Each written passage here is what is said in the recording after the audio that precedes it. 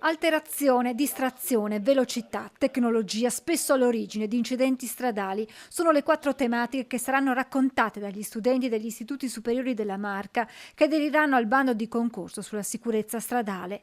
Stavolta la sensibilizzazione sul tema passa attraverso l'arte, o meglio la street art.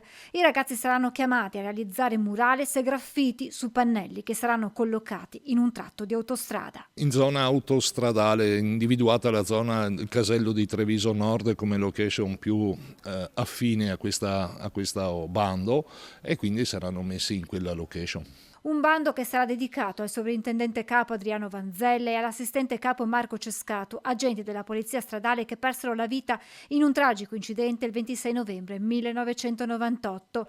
Le opere saranno valutate da una commissione composta da amministrazioni e i familiari dei 2 agenti. Nella giornata mondiale in ricordo delle vittime della strada ci sarà la cerimonia di chiusura con la presentazione dei 4 lavori vincitori. Non sarà l'occasione della celebrazione annuale fine a se stessa, coinvolgendo il mondo delle scuole con questa iniziativa che vede la street art come filo comune, e lasceremo un segno visibile e tangibile per tutto l'anno.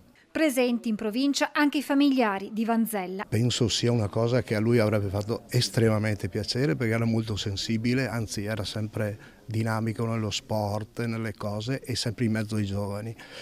E sicuramente questa cosa è stata di grande interesse, anche perché la sicurezza al giorno d'oggi è importante, e qui finalmente si fa anche qualcosa per arrivare a questa tutela. Commozione quando nella sala consiliare della provincia il comandante della Polstrada Simone Morello e il questore di Treviso Manuela De Bernardin hanno consegnato ad Elisa, figlio di Adriano Vanzella, il suo distintivo.